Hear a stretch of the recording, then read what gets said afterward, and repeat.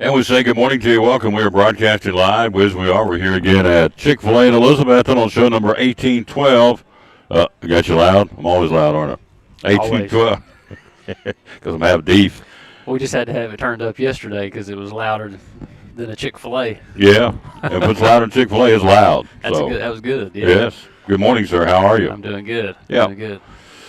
You know who this gentleman is, Dr. John Minton, our great principal at Elizabethton High School, also our color commentator, of course, on the broadcast from yesterday down in Murfreesboro, the Murphy Center, going back tomorrow, aren't we? Yes, sir. Yeah, ready to go. Talk about it. We get a big win against a good quality team. Miss Crawford had 33 points yesterday. She could play, but our ladies came and bested them by 12. Talk about it. Yeah, it was a great game, a great atmosphere. It's hard to go down there and not, just get kind of taken up by the fact that there's 8 teams left in your classification, and the fact that our school was one of them, and our team, man, we're just proud of them. I was proud of them when they got down there. We played well. We had a good game plan. The coaches did a really good job of just knowing what to expect and knowing what Dyersburg's strengths and weaknesses were, and we had a good plan, and the girls executed it.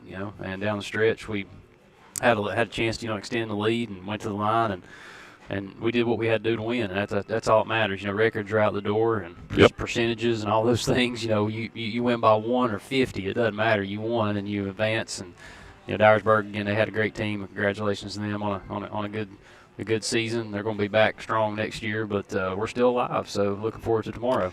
Had 2 double-doubles. Marley Mathena and Rena Lane both had double-digit rebounds and double-digit points. Huge. Olivia Holly had an off day. She only had 1 point. She'll come back tomorrow and light them up. So, but everybody did, and all the little wheels did something to make the big wheel go around to get that win. That's what they've been doing. I mean, during the tournament, we've called, I guess, all of them since we've been at home, especially. It's been nice, the district tournament, the regional tournament, the sectional game, and then yesterday. And it's just somebody different has done something different. It seems like each game, senior leadership's been there the whole time.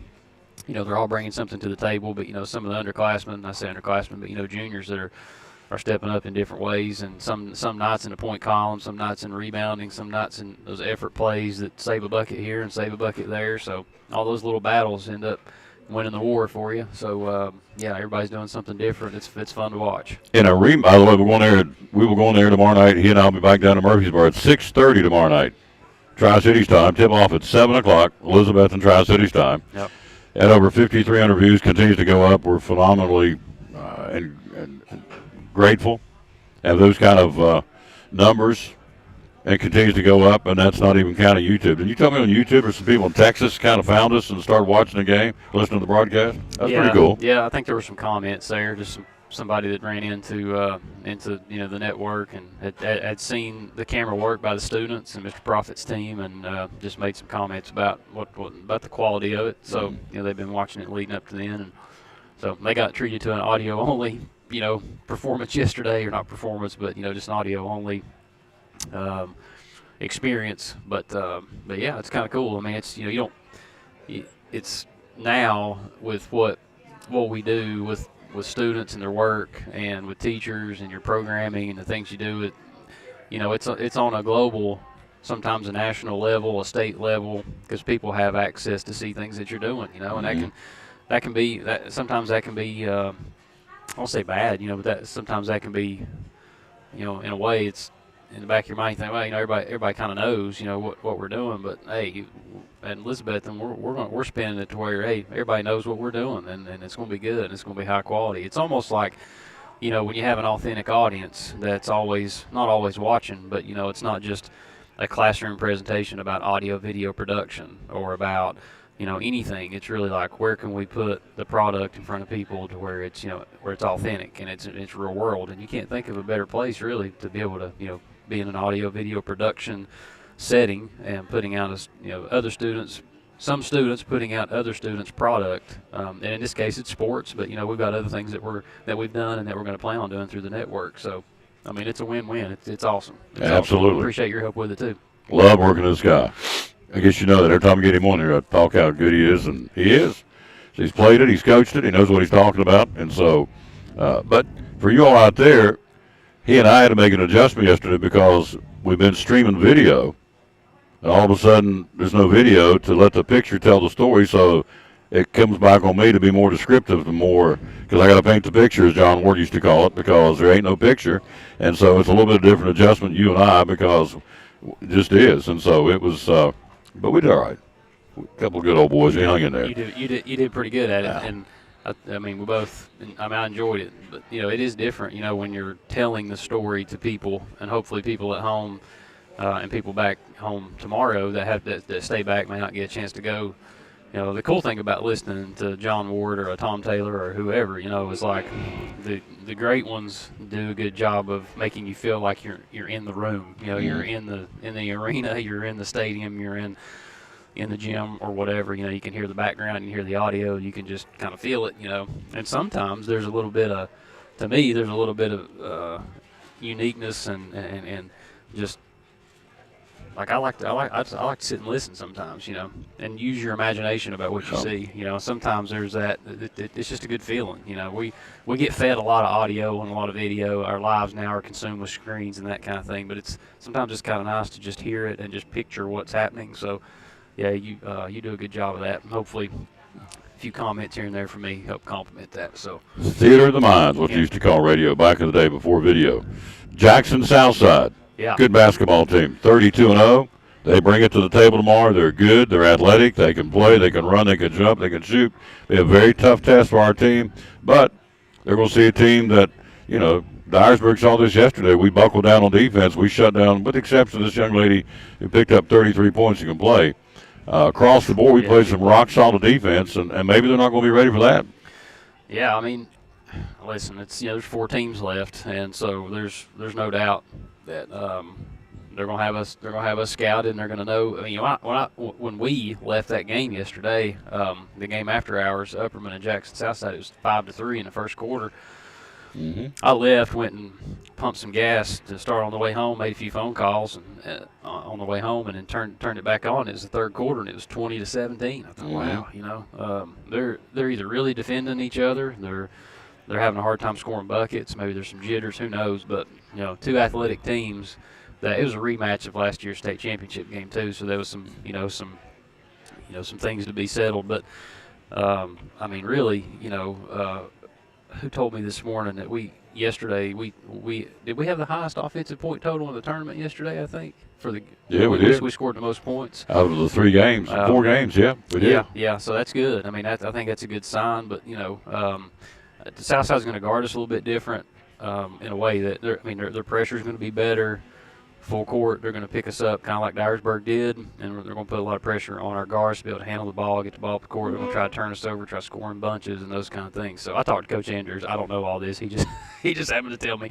So I hadn't, it's not like I don't know, but that's kind of what he's expecting, to see.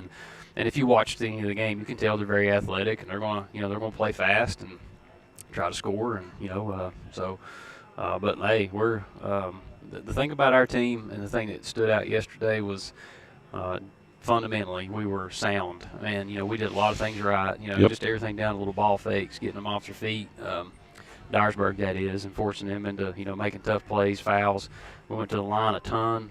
Some of it was intentional there at the end, trying to just extend the game. But we went to the line a lot early because they were out of position, and that's fundamentals and defense and executing, and you got to be able to do that this time of year. Every possession matters. So our girls will be ready to play. Hopefully, I was just talking to Forrest a second ago before we went on the air. We're advertising student transportation down, taking the drum line down with us too. So they're going to be rocking it in there. So the Murphy Center's getting ready to get a little taste of the Betsy Band. They don't know they're coming. We're going to call and tell them.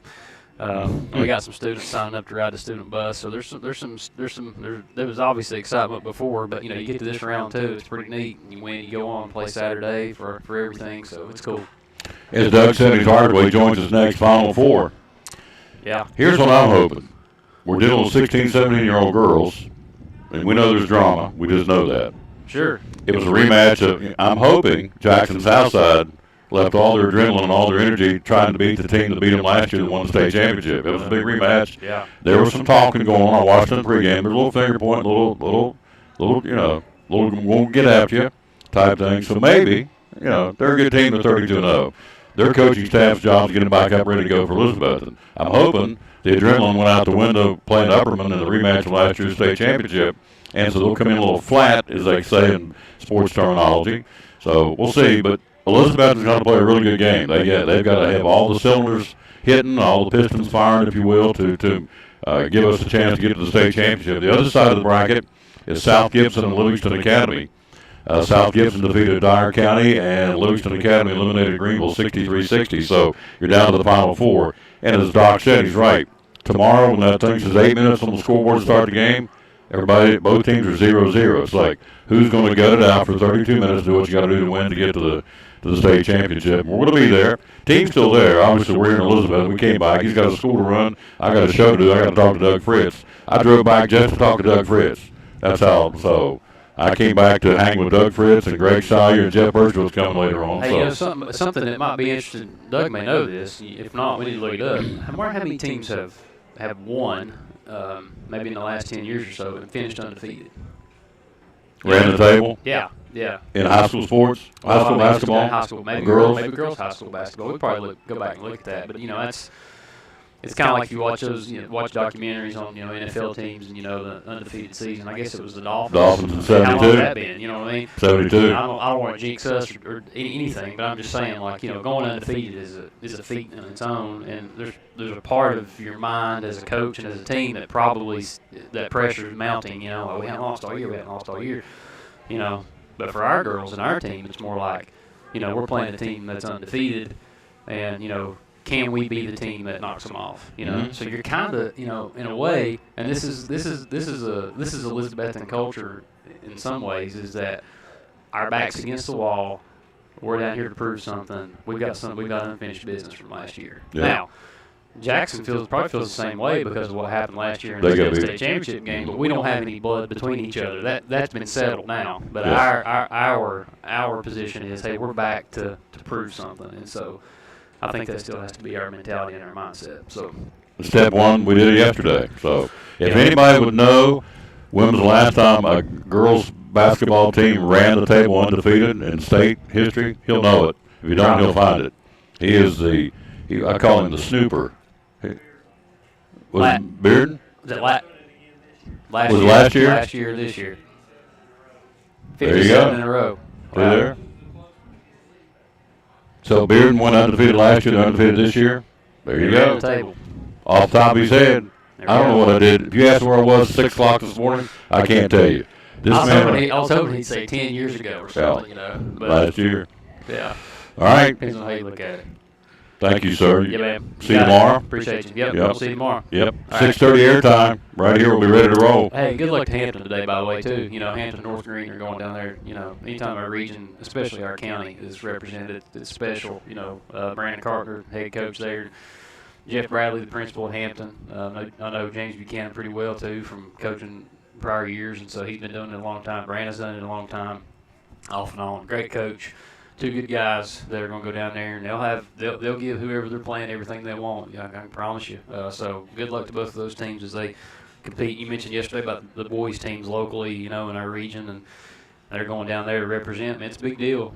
East Tennessee basketball is strong. It's good, and just having representation down there and a chance to win today and then even next week, and us being there is it's not only good for our town or good for our city, good for our county. It's just good for our area in general. So good luck to them as they compete. We'll be keeping up with them. So, you got it. All right, go Cyclones. Go play Pickett County today. That's right. There you go. We'll be right back after this. Doug Fritz joins us. We're live at Chick-fil-A in Elizabethton on the Tom Taylor Sports. So I'm Dr. Beth Cannon of Cannon Family Dental. We do a little bit of everything, cosmetic dentistry, general dentistry. We see all ages of patients. I like that patients are comfortable with bringing their family here. With smaller children, they're some of my favorite patients to see. We always try to make that first visit super happy, where they get to come in, sit in the chair, see how they get pictures of their teeth and get their teeth brushed with a little silly brush. There's multiple families that have been with me since the beginning, and their kids were, my kids' age, like 7, 8 years old, and now they're grown up driving. They drive to their own appointments and make their own appointments, which is wonderful, and getting to see the kids and grow up with them. It's great to be a part of that. So if any of you are looking for a new dentist, we would love to have you join our family. Definitely give us a call if you'd like to come in.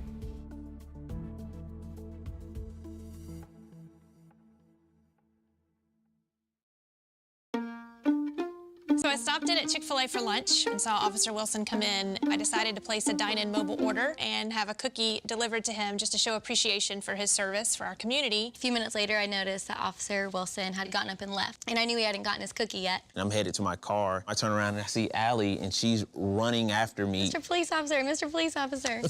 Usually when someone yells, "Officer, officer," they want to ask me about a ticket they got. I absolutely wanted the cookie. This cookie is delicious.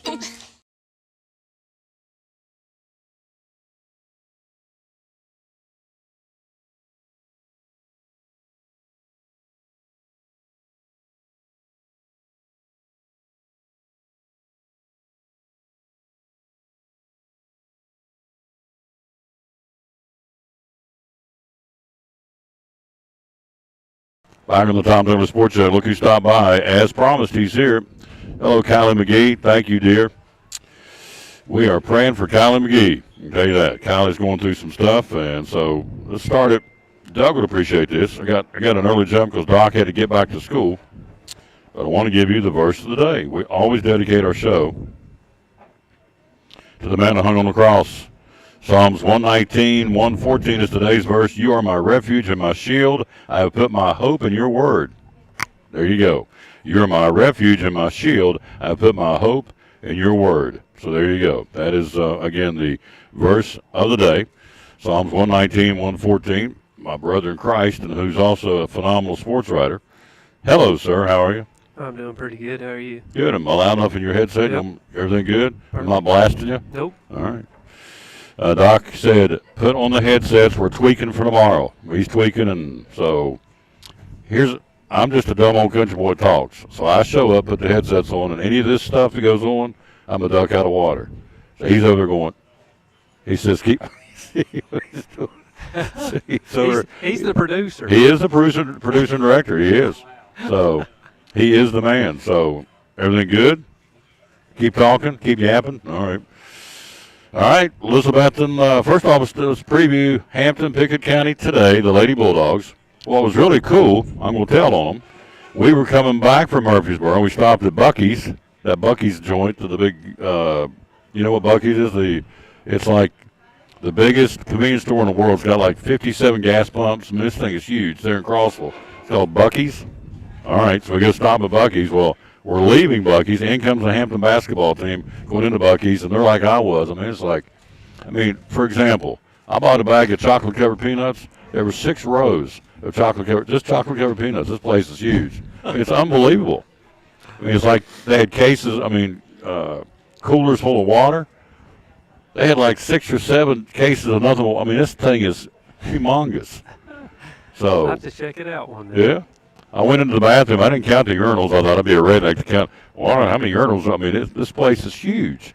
So anyway, it's a big convenience store in Crossville. It's called Buc-ee's, Buc-ees. So, and it's like, it's just unbelievable how big this place is. And they're building one, I think, somewhere around here, if I'm not mistaken.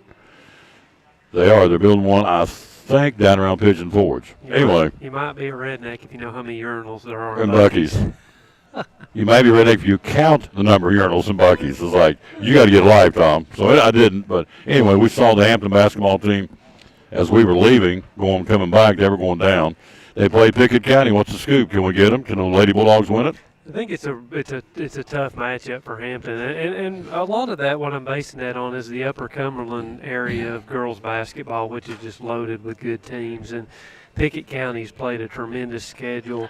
They played, all the tough teams from their district. They also played the 3A teams like Livingston Academy. They played them twice. That's 2 of their losses, but they were a 6-point game in one of them. They played Hardin Valley, which is a really good Class 4A team. This is a 1A team that plays up. Hampton does that too, but I don't think Hampton's played the same type of schedule that Pickett County's played night in, night out, just because, their league hasn't been as tough. And, Cloudland had some injuries, which that made them a little less tough opponent for Hampton as the year went on. But Now, having said that, Hampton's the type of team that'll get after you. And when you get after other teams, you've got a chance. They go in with a really good chance. If they play well and get after them and turn them over, they get a chance to win the game. Here's Lisa Ashley on my way to watch the Lady Dogs. They just left Buc-ee's. She knows. It's unbelievable. I mean, you have all the food on one side. In the middle, you got the deli and where they're making stuff right in front of you. And then you go down to the other end. It's inspirational. I mean, you just have to stop there. You stop at Buc-ee's in Crossville. So I'm giving them a free plug. I need to get some money out of them because I'm giving them a free plug. But anyway, that's where they're leaving. We've been in there. Hello, Rick, down in Pensacola. Says hello to Tom and Doug. So tomorrow night, 6:30 Tri-Cities time, Dr. Minton and yours truly are going to bring it back to you from the Murphy Center at Middle Tennessee State University. And so we take on Jackson Southside. As we said, they're undefeated. They're 32-0. So, or 33-0. I got to double check. So 32 or 33? 32. Okay, I had it right. Doing it from memory. You watched them. You've seen them. Scouting report. What's Elizabeth got to do to beat them?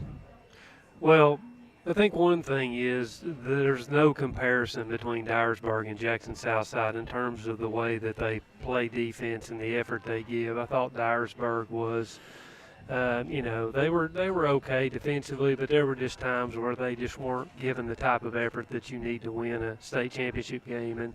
And the press that Elizabethton's going to face against Jackson Southside is going to be totally different. First of all, it's going to be much more intense. They're going to be much more aggressive. They're going to be more physical. And then when they get into half court, they're going to be extremely physical.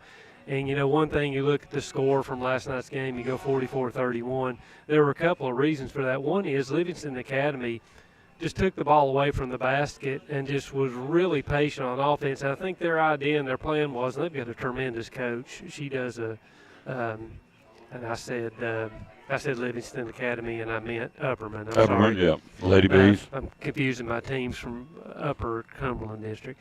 So Upperman has a tremendous coach. She does a tremendous job. I'm sure that was their game plan. They wanted to shorten the game, shorten the possession, limit the possessions, and try and stay with them till the end, and it worked for the first half. So they were slowing it down. But on the flip side of that, Jackson Southside has a tremendous defense. They've only allowed 30.6 points per game for the entire season, 24 points per game in the postseason. Here's point totals that they've allowed this year. I looked this up this morning. 16, 9, 16, 20, 7, 8, 9, 17, and For the 12. game? Those are game totals. So that is 1, 2, 3, 4, 5, 6, 7, 8, 9 times this year they've held teams to 20 points or less. Okay, how's that happen? Well, one thing, their opponents aren't very good, obviously, because any team that's worth their salt's going to be able to score more than 8, 9, 16 points. So that's part of it, which leads me into the next thing, that Jackson Southside has not played anything comparable to the type of schedule that Elizabethton's played. So I went back and started comparing. Now, Jackson Southside beat a Class 7A state quarterfinalist from Alabama. Hewitt Truman or something, I can't remember the name, but they made the state quarterfinals in Class 7A in Alabama. Jackson Southside beat them, and they beat Upperman. That's it. There's 2 signature games for them on their entire schedule. Now look at Elizabethton, Alcoa, one of the best teams in the state in Class 2A. The Kings Academy, which made it to the state semifinals in Division II. Bearden, which is undefeated, expected to win the Class 4A state championship. Farragut, which Elizabethton just wore them out. Farragut only lost by 6 points to Bearden in the region semifinals. Westview, which has got a really good chance to win the Class 2A title. Now, Alcoa didn't make it down there, but They're still a good team. I'm telling you, one of the reasons that Alcoa didn't make it down there is because Class 2A is probably as good or better than 3A this year. If you look at those teams that are in the 2A state tournament, it would be harder, I think, for Elizabethton to win a 2A title this year than a 3A title, even with Southside sitting there. Elizabethton played Pikeville, Kentucky, which is a small Kentucky school. They went 29-6. They missed making the Sweet 16 by 1 point, off by 1 point in the round of 32. In Kentucky, they don't do all this. You lose and you keep advancing and you move on after you lose. It's one state tournament, and it's you lose, you're out. You're done? Yeah. So the small school almost made it to the Sweet 16 in Kentucky. Then Elizabeth played Alcoa again. Then Elizabethton beat Lumpkin County of Georgia, which is playing for the Class AAA state championship in Georgia on Friday. Elizabethton beat them. They played Thomas Dale and beat them. Thomas Dale 26-3, lost in the state semifinals in Virginia's biggest classification. And then they played Greenville. This is 10 games against premier state level teams. Maybe you can't say that about Farragut, but okay, so 9 games against state level teams. And Elizabethton, didn't beat Alcoa in 2 games, but came really close one time. They were right there with Bearden through 3 quarters. Bearden pulled away in the 4th quarter.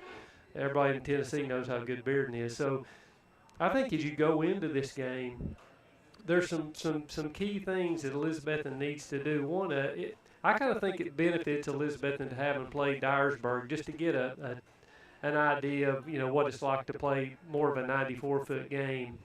But I think Elizabethton's probably going to be in better shape in this game. It becomes kind of a Wild West thing. And the reason I think that is because who has the best horse in a Wild West game between these teams? I watched both of them play, and I think it's Lena Line. That's the best horse. I think Elizabethton has 3 kids who you are really concerned about scoring when they have the ball in their hands. And it's a little different. You've got Lena, who does her thing, Rena, who's inside and out, and then also Olivia Hawley, though she hadn't shot well the past couple of games, she's a major threat from out there at three-point land. Whereas Jackson Southside's more of a controlled offense. I don't think they're going to have anybody that's going to go out and score 33 like the kid did from Dyersburg. But then again, that's not the way that they play ball. The kid from Dyersburg took 30 shots. And if you can average 20 points a game, if you take 30 shots, you're only going to make 10 of them. So there you go. That's one thing. So I think that Elizabethton, it all comes down to the one big weapon that Jackson Southside has, and that's their pressure. And if Elizabethton handles that pressure, then all of a sudden this pendulum swings their way. Now, could Jackson Southside just overwhelm them, turn them over, and beat them into submission? Maybe. I don't expect that to happen, but if Elizabethton takes care of the ball, and one of the things they need to do is too, when they're attacking the press, they need to see the open person, because Upperman several times in that game would get the ball and it's like, okay, I know where I'm supposed to go now, and it would be like, there's not supposed to be a person there because they're so quick, and there is a person there, and they would walk or turn it over. So those are things you need to see the man and then make the good passes, beat the press, and if it becomes a half-court game, even though Jackson Southside's really good in half-court, I think Elizabethton's going to have an edge because of Lena. So we played Lumpkin County. We're talking about Elizabethton. They played in the state championship. They're playing Friday. Can you send me that? That would be good information for me to use tomorrow with Dr. Minton. So the point being, strength of schedule. Who we played. It's no comparison. No comparison. The Cyclones have played a tougher schedule. So on the other side of the bracket, South Gibson and Livingston Academy will play in that first semi tomorrow. What do you see there? Who do you see, the Hornets of South Gibson or Livingston Academy? Well, watch the whole Livingston-Greenville game, and Greenville's got a shot at the buzzer. If it goes in, they win, 63-62. They were down 62-60. So if they make that shot, they win 63-62. Shot hits iron, falls off. Had their best three-point shooter taking it. Good look. It just didn't go in, kind of like it didn't against Elizabeth in the region final. Tough finishes for Greenville. But Greenville was ahead 21-5 against Livingston. So, they were wearing them out, and the game just kind of gradually turned. That's because Livingston Academy's a really good team. They're well coached, and they're going to fight back. I think they take care of South Gibson. And I didn't get to watch the South Gibson game, but I'm thinking, Jackson Southside just wore out South Gibson this year. I think they beat them one time 71-33. I just can't feel like South Gibson's in that same. I think there were 5 teams this year that could have won the Class AAA title that were in the mix for it, and it's Livingston, Greenville, Elizabethton, Jackson Southside, and Upperman. So I think Livingston's coming out of that top bracket, but I think the state championship game is Thursday at 7 o'clock. I think that's the state championship game. Because I think those are the 2 best teams, Elizabeth and Jackson Southside. Now, give me goosebumps.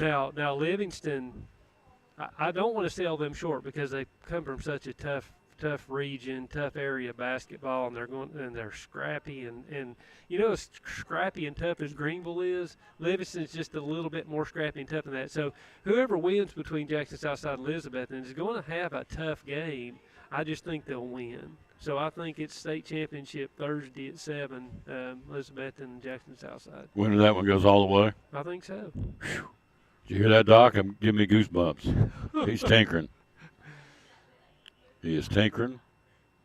He says, keep talking. So, anyway, we're live here again. We is who are with Chick-fil-A and Elizabeth. And Taz Urban says, I watched the game yesterday.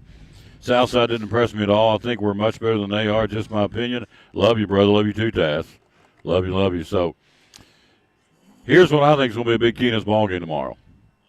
I'm not going to put any pressure on her, but Libby Holly's got to come out there and light them up like we know she can. She had a 3-point game and a 1-point game back the last 2 games, so she needs to come out there and shoot those threes and get that mojo going on the outside. And then on the inside, you've got Marley Mathena, again, got that double-double yesterday, and so did Rena Lane. And I think the Katie Lees and the Maddie Fowlers got to give us 6, 7, 8 points, 5, 6, 7 points, some offensive boards, and it's got to be a total team concept. All the little wheels got to go around and make the big wheel roll. And so, and of course, Lena's going to be Lena. Nobody down there could stop her yesterday. Nobody can stop her all year. Lena Lyons, like, as I say all the time, there's a gear she has in her gearbox that's God-given that anybody else got that gear. So, and they're going to key on Lena Lyons, there's no question, because as she goes, the team goes as far as the offensive firepower. So it's going to be a good one tomorrow night. Again, as Doug said, we're going there at 6:30 Tri-Cities time, 7 o'clock tip-off.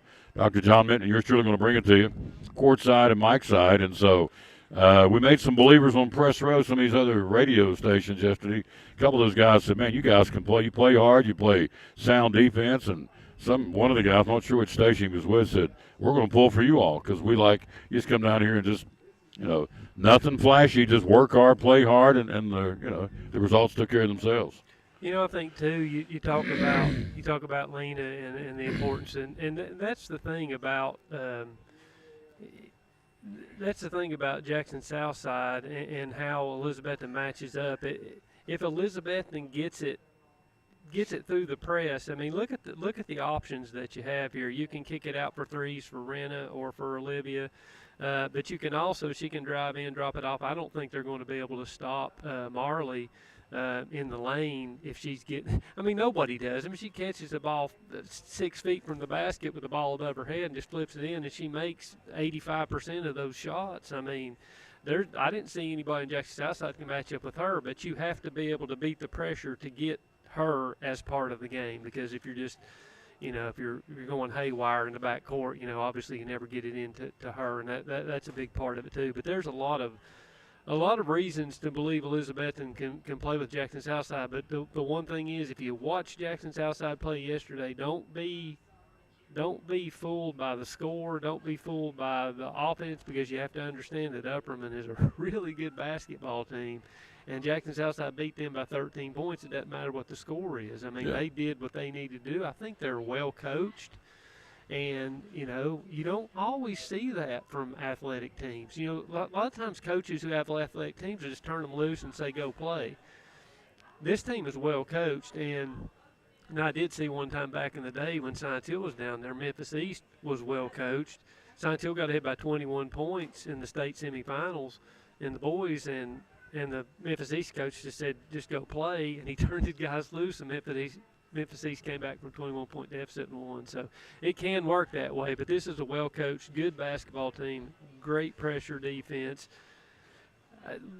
I think this is a close game. I think either way, however it comes out, I think it's a close game, and maybe we're a little biased. We've seen a lot of Elizabethton, but we'll see. We'll see what happens. Give me goosebumps. That's tomorrow. I'm not even down there yet. I'm getting fired up. Can't wait. It's a fun team to call, this girls basketball team for Elizabethton. We're 30-4, winners of 20 in a row. Jackson Southside 32-0, so you can do the math. There's 62 wins on that court tomorrow night at 6:30. So that tells you it's the two powerhouses, in my opinion. Now, Livingston Academy and South Gibson may argue that point. For my money, it's the two powerhouses in 3A basketball in the entire state. Going to get with it tomorrow for 32 minutes. Woo! Put me in, Coach. So, put me in. I'll post up. I'll shoot threes. I'll do whatever you want me to do. Just put me in, Coach. Would you let? If you were coaching, would you let me play? Would you think I'd find a spot on the floor? Well, we wouldn't let you play against Jackson Southside. Maybe get you against a team that kind of like is going to walk it up, Slow. and we can stick Tom on the post and just kind of drop it down in there to him. We might. Yeah. Put my hiney in there. Good luck. Just give me the ball, You coach. can't play against Jackson Southside because then it's 4-on-5 against their press. There and you then go. we're in trouble. How come Tom can't get up and down the floor? I don't know. He stays down there. So, thank you, sir, for coming You by. could be like the guy, the guy that one flew over the cuckoo's nest. There you go. That'd be me. All right. Good luck to North Greens girls, too. They're down there playing today as well. They're from, of course, Northeast Tennessee at this point. And then, of course, Monday, if you can, work your schedule. Come back Monday right here. And let's break down the boys. Got 5 boys teams going next week, which I think is phenomenal. Dobbins Bennett, Unicoi County, Volunteer, Hampton, and University High are going to the big dance, which I am just tickled to death. We got 5 teams going down there representing us. So, can you come back Monday, sir? Should be able to. Come on back and let's talk about it. So, see you down there tomorrow. Thank you, sir, as always. you. Quick break. We'll be right back. We're live again with we are. We're on the road here at Chick-fil-A, and we'll see what Rachel Robinson says about Chick-fil-A. And coming up next, we'll be joined by Greg Sawyer talking Major League Baseball right after this timeout. We're live here at Chick-fil-A on the Tom Taylor Sports Show. Chick-fil-A and Elizabeth. Love it. So, outdoor activities, field days, vacation Bible school, ways and reasons we would want to give you a call, 297-1266, and say, we need trays, we need help. Tell us about it. Absolutely. We've got nugget trays for, lots of little kids running around, love nuggets. And then if it's a hot day outside, we've got salad trays and wrap trays and fruit trays. Good to cut the heat, especially here as it's getting warmer. So, 297-1266. How many different trays do we have? what did we say? 8? 8. I think 8. See, we can go through them. Nuggets, strips, mac and cheese, fruit. Salad, wraps. We have sub trays, which are not on the menu normally, but you can get them as a catering item. What's the other one? Oh, cookies and Cookies and brownies. Cookies and brownies. Desserts. There's your 8. There you go. Yep. 297-1266. If you have a meeting coming up, you need coffee, lemonade, gallons of this, gallons of that. Tell us how you can help us. Yeah, absolutely. We have a 96-ounce coffee, and then we can do gallons of tea or lemonade, and we can split gallons, do half and half tea. We can do Sunjoys. We can do all that. Yep. Vacation Bible School. Folks are already starting to plan those, which I love, which means summer's coming. End of the year, outdoor activities, field days, and graduation parties, and everybody's already planning, which is good. And so this can really be your one-stop shop, right? Yeah, absolutely. We can also do just big orders of sandwiches, so good for just tossing and running. And breakfast. You also will help folks out for a breakfast meeting too, right? Yeah, we can do like larger biscuit orders and stuff like that for meetings or for companies or whatever they need. So the trick's just to call her, 297-1266, and let whoever answers the phone explain what all they can do for you. Just that simple. So, and we can never go wrong with coming up Mother's Day and for any other time, a good old Chick-fil-A gift card that works wonders. Absolutely. Yep. Gift cards are easy and a good gift. Yep. We always talk about it at Christmas, which is understandable, but teachers like them, kids like them, anybody would like a Chick-fil-A gift card. Absolutely. And the monetary increment can be from 0 to whatever, right? Mm-hmm. There you go. Yep. All right. That's our buddy, Rachel Robinson from Chick-fil-A, one of our great sponsors here at the Tom Taylor Sports Show, and Elizabeth and Cyclone Sports.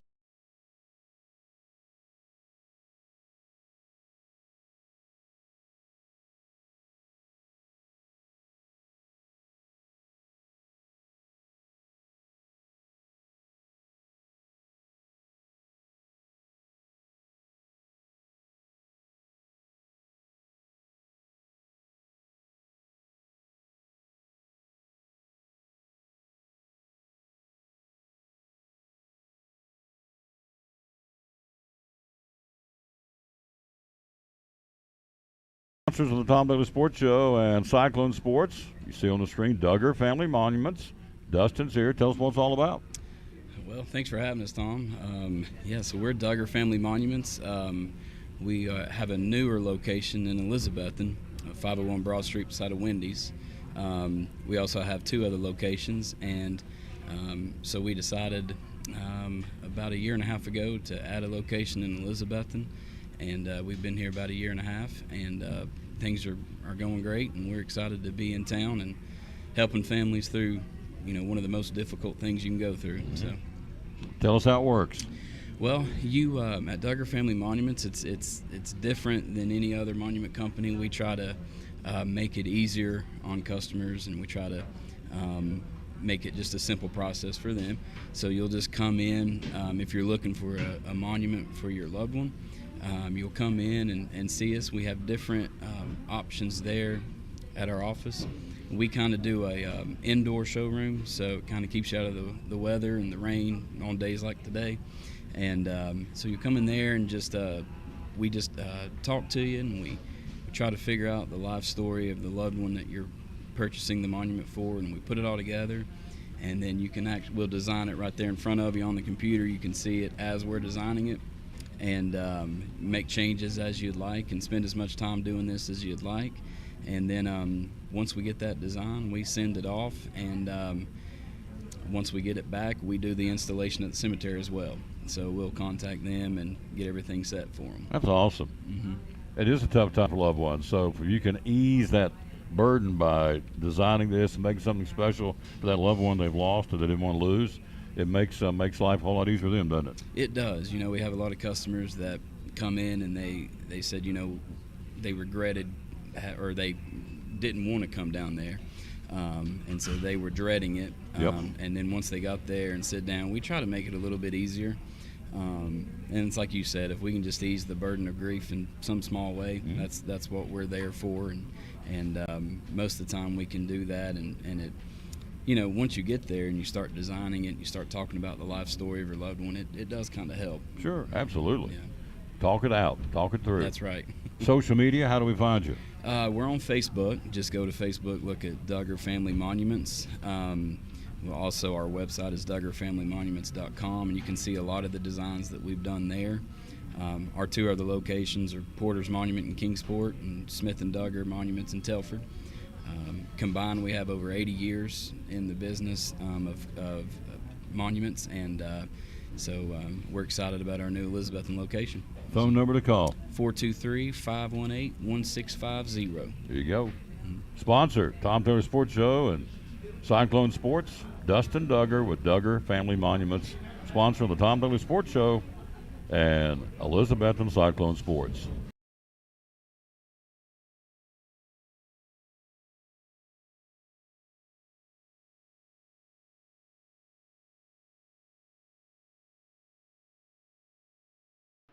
Back on the Tom Taylor Sports Show. Look who stopped by, our buddy Greg Sire.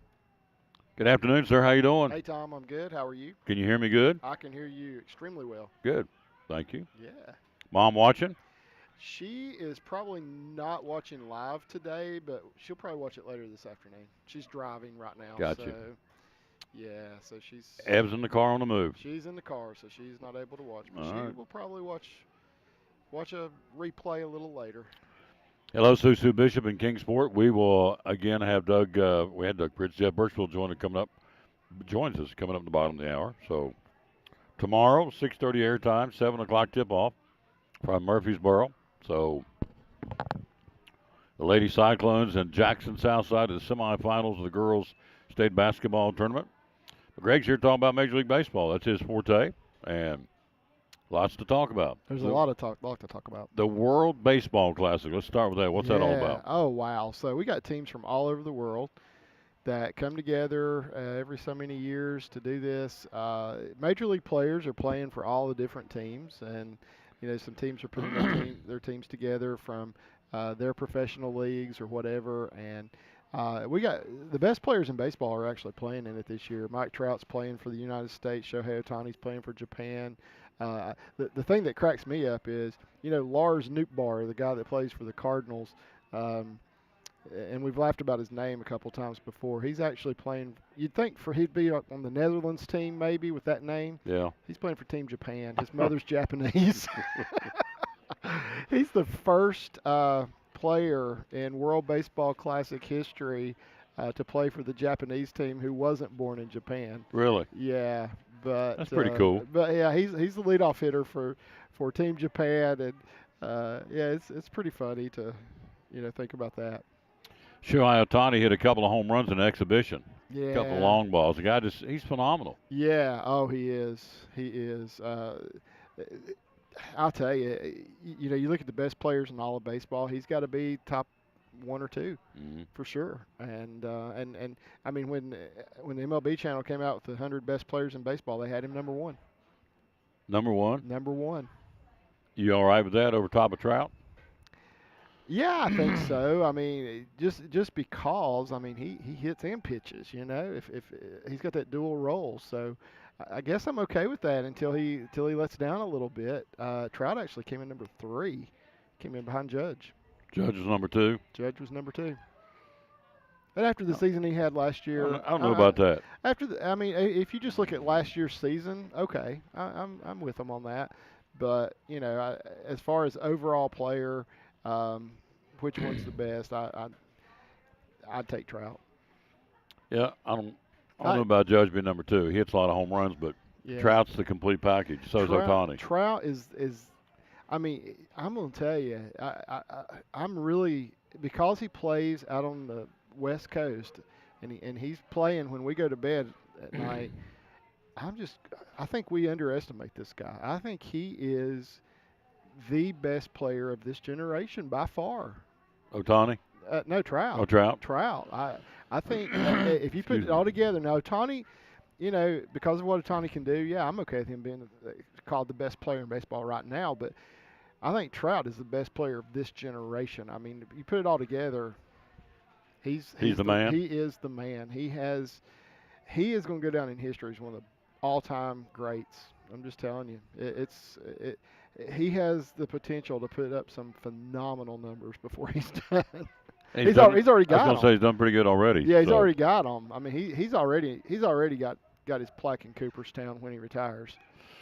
Chris Sale, 96 miles an hour in his rehab starts coming back, so pretty impressive. It's pretty encouraging. Yeah, good for the Red Sox, you know. That's good news. So hopefully he's going to be able to – That's okay. That's all right. All right. Do you know him? I do not. Well, that's all right. Do not.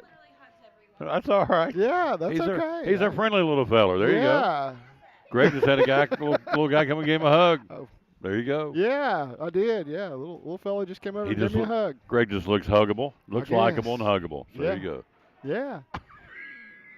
Kids in our preschool at church too, they come and give me hugs all the time too. Yeah. I got a bunch of them this morning, but yeah, it's the first the time. silver hair. But they know me. You know, that little fella didn't know me. No. So his mother had that panic look on his face. I know, like, oh, what's he doing? What's he doing? Why is he hugging this total stranger? Because Greg's just got that likable look about him. So.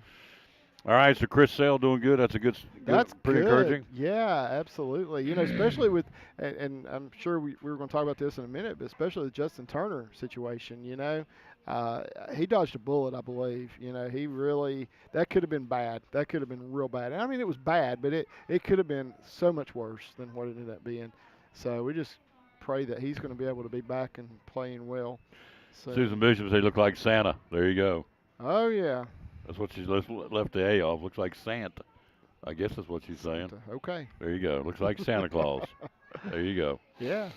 So, Chris Sale, yep. Now, let's talk about Turner. Yeah. For folks out there who don't know, tell them what happened. Yeah, he took a fastball to the face, and he was able to make it more of a glancing blow by trying to dodge it, you know. So he was able to get out of the way of a direct shot, but, I mean, it looked bad when it happened. Really did. I think he got 16 stitches, something like that. He's under concussion protocol, of course. Yeah. But it could have been a lot worse. You know, no breaks, so that was good, you know, because, I mean, we've seen these guys get hit like that and just have broken bones everywhere in their face. Well, you imagine sitting here right now and a guy bringing, I don't know what he was bringing, 89, 90 mile an hour, hits you right here. It was mid-90s, I think. Mid-90s, hits you right in the face. Yeah. Boom. A baseball from there to here, hits you in the face, can't get out of the way.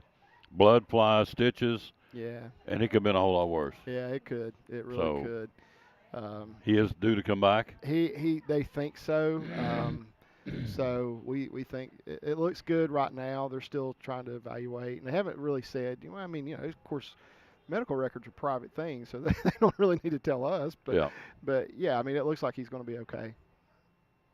We're live at Chick-fil-A in Elizabethton talking baseball with our buddy Greg Salyer. Jose Quintana, a stress fracture in his ribs. Yeah. Not good? Not good. No. Not good. That.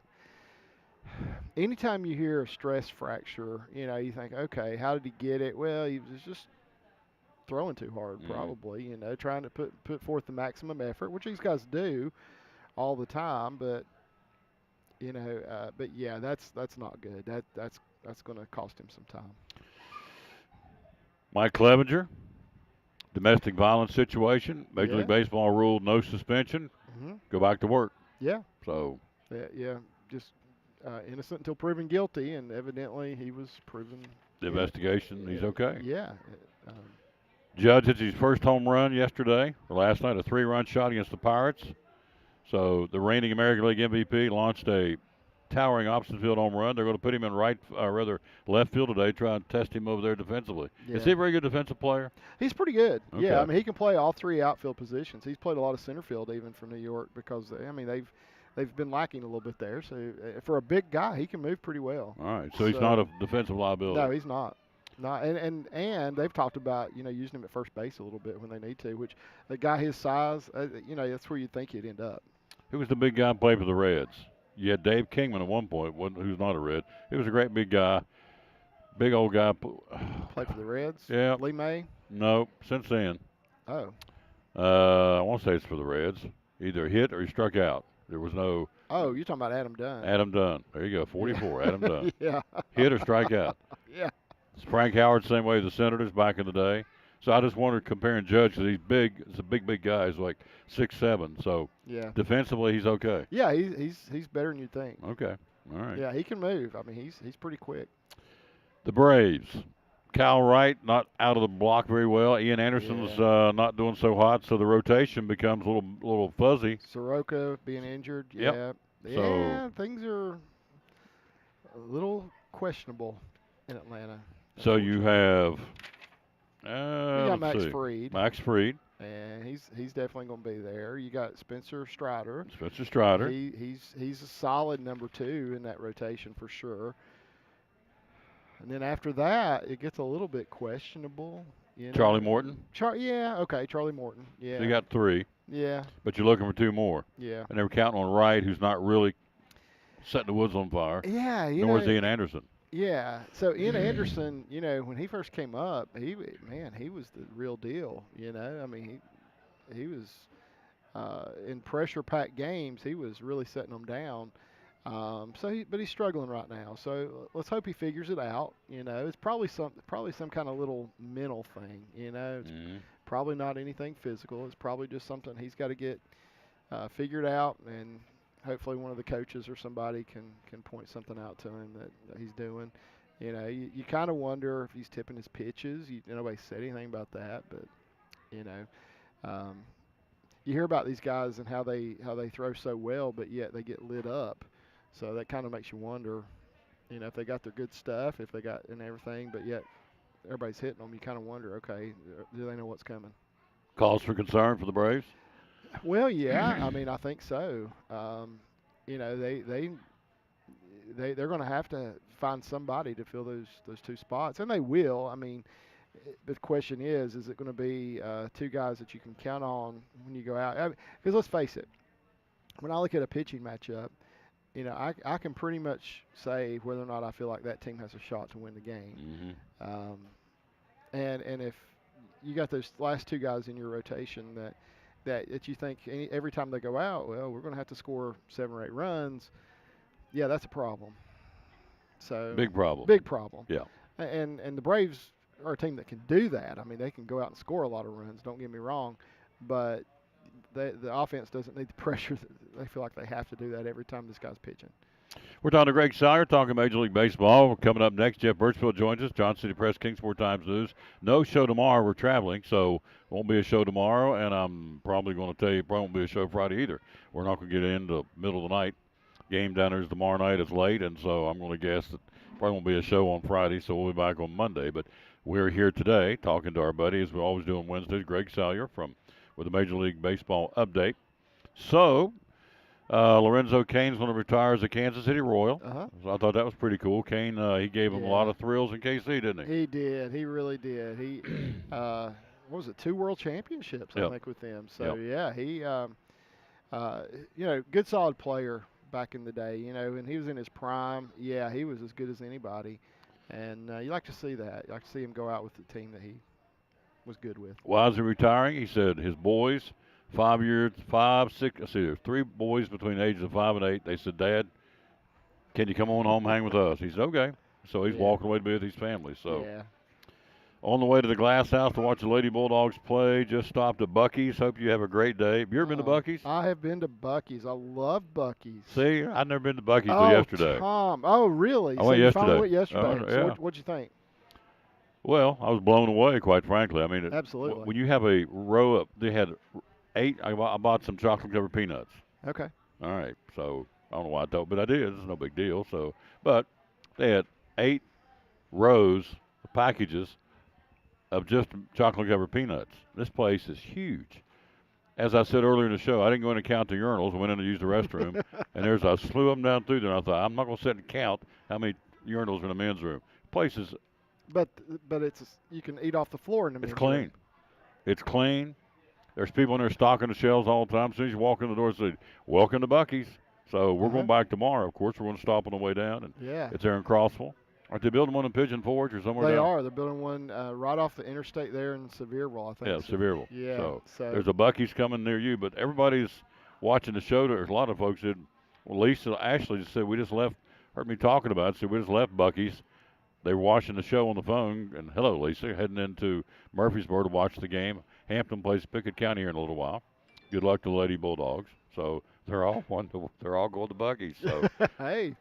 I walked past this lady that had Buc-ee's underwear. They have boxer shorts. Oh my goodness. And of course the colors are red with a little Bucky beaver. Yeah. Is the logo. I don't have one to show you, but anyway, so they have this one thing. They got inspirational plaques. They got a little bit of everything. It's like a general store / convenience store. The size of a Walmart. Oh, it's huge.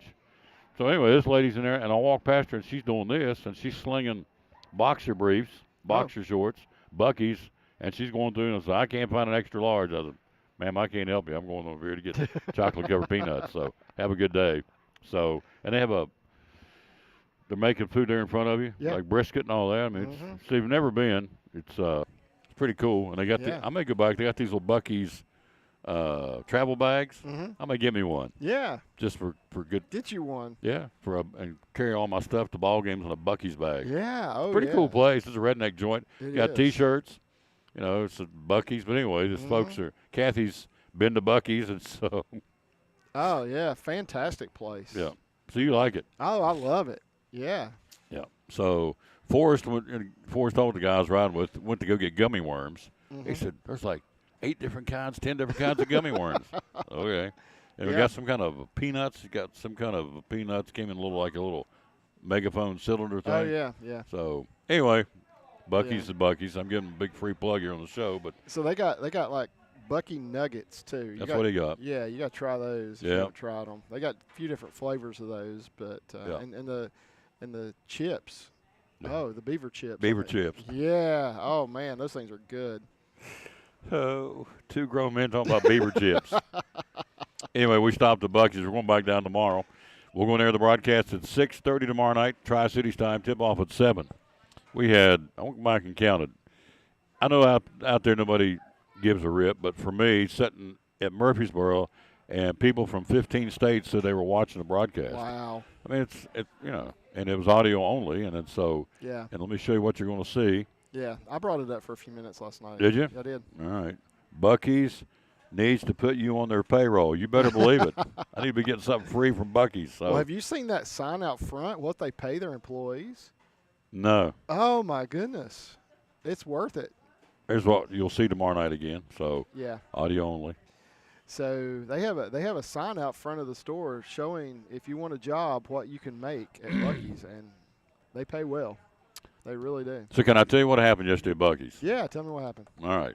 I go in with Forrest and Rachel. We're traveling down there.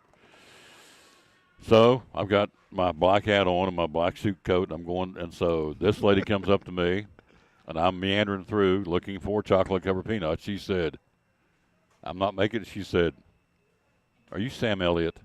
And I said, Sam Elliott. Sam Elliott? I said, no, I'm not. She says, yes, you are. And I had my sunglasses on because we're going to be in and go right back out. Yeah. So this lady says, no, you're Sam Elliott. I said, ma'am, I don't think Sam Elliott be at Buc-ee's in Crossville, Tennessee, looking for chocolate covered peanuts. So anyway, long story short, she was emphatic. That's your Sam Elliott. Jimmy Stout says he loves Buc-ee. Oh, yeah, I got a picture taken of the lady. I don't know who she was. Won't ever see her again. She said, Sam. I said, I'm not. She started calling me Sam. She said, you have long hair, and if she named some movie Sam Elliott was in, had long hair. I don't know what she was talking about. I wondered if she was intoxicated, but she wasn't. I thought I'm going to see if she, but she was not in the sauce. She just wanted a picture. So I took a picture, and so she was happy. You I got to sign an autograph? No, and I just got my truck. You signed a Trace Adkins autograph. I did one time. Just one lady drove me nuts. Just signed Trace Adkins. I don't look anything like Trace Adkins. So anyway, I got me some chocolate-covered peanuts. She got a picture, and away we went. Never see the lady again in my life. Sam Elliott's about 10 years older than you. No, I don't even look anything like Sam Elliott. For crying out loud. I'm walking through Buc-ee's looking for chocolate-covered peanuts, and this lady asked me, hey, Sam Elliott, can I get your picture? And so immediately I always look around going, okay, somebody's put her up to this. I know. Camera or well, something. Somebody's put her up to it being silly, and I'm thinking, okay, somebody go up and act like he's Sam Elliott, jerk his chain. Yeah. She wasn't jerking my chain, so I was like, okay. So here I am holding a bag of chocolate-covered peanuts like a doofus, and get my picture. And it's like, back in the car and let's go to Murfreesboro. So that is hilarious. Yep. Everybody that's put on there is the Buc-ee's. Everybody likes Buc-ee's. I'm giving a lot of free plugs to Buc-ee's. You are, yeah. All right, back to baseball. So how close are we to start? Oh, it's before the end of the month. Yeah, opening so we're day? about 2 weeks. 2 weeks from tomorrow, I think. Yeah. Is opening day. So is it 2 weeks? No, it's 3 weeks from tomorrow. 3 weeks from tomorrow. So I got a wedding before then too in my family. So. Oh, really? Yeah. Oh, the wedding? The wedding, 25th. Oh, really? I didn't realize it was that soon. It is about 2 weeks away. 2 weeks from this Saturday. Daughter's getting married. Yep. Yep. Now, as a pastor, you going to perform the wedding? I am, actually. That's going to be tough. I am doing double duty. I am father of the bride, and I am the pastor of the ceremony. Yes. So we have another pastor who was her pastor when she was in college up in Ohio that's coming down to help me because I can't do it all, obviously. So he's going to do the part until I give her away, and then I'll take over after that. So instead of going over and sitting down with her mom, I'm going to go up and stand beside the other pastor and take over. And you have a hanky? Do the rest. Yeah, I'll have one. I hope I get through it. So. I don't see how you could. So it's Hannah Banana? It's Hannah Banana, yeah. Hannah Banana's getting married. Yeah. Wow. Remember she was, you do too. So yeah. Little Hannah Banana getting married, and so Dad's going to do the ceremony, and Dad's going to be the dad. So Father of the Bride. You do look a little about Steve Martin on the movie. Remember the movie, Father of the Bride? Yeah. You do look about, the silver hair. Same color hair. Yeah, silver hair. Yeah. And you're kind of goofy like he is in the movie. Yeah, so I am. You're big play along dad. His girls love him. He's just a consummate dad. So, yep. I would think you're going to get a little teared up. I'm going to have to give you. We'll see. We'll pack you a hanky. Yeah, I'll have one. Yeah. I'll have one. Big day. Yeah, it is. Mama's going to be crying. Yeah, oh, yeah. Ev may be snorting and snotting a little bit, too. Absolutely. Everybody will She'll be. cry the whole time, probably. Yeah, I just won't be able to look at them, Because then you'll stay focused on what I'm doing. Then you'll have a meltdown. Yeah. Wow. That's pretty incredible stuff. Good stuff. So yeah, so Hannah will be on her honeymoon when baseball season starts this year. There you go. And so it's that last Thursday of this month. The season starts, and so we're right around the corner now. And now's the interesting time in spring training because teams have made their first cuts. Yeah. They've sent guys down to minor league camp. And there's some guys that are impressing really well who are pushing some of these teams and saying, hey, I want to be on that opening day roster. And I'll just tell you, there's some players that are playing well enough this year that are going to force some teams to take them north. Mm-hmm. and that's not something that, and that's good. You know, we want to see that. But there's some surprises. I mean, you know, the Reds got this guy. They got in the Tyler Malley trade last year with the Twins, Christian Encarnacion Strand, who's hitting like 667 for the spring, 3 home runs, something like 10 RBIs or something like that. And he is just knocking the cover off the ball. And he's forcing the issue. He could probably use another year at AAA or a year at AAA, so I don't think he's even played there. But he's showing them that he can really hit. And so, you know, there's a good chance he's going to go to Cincinnati.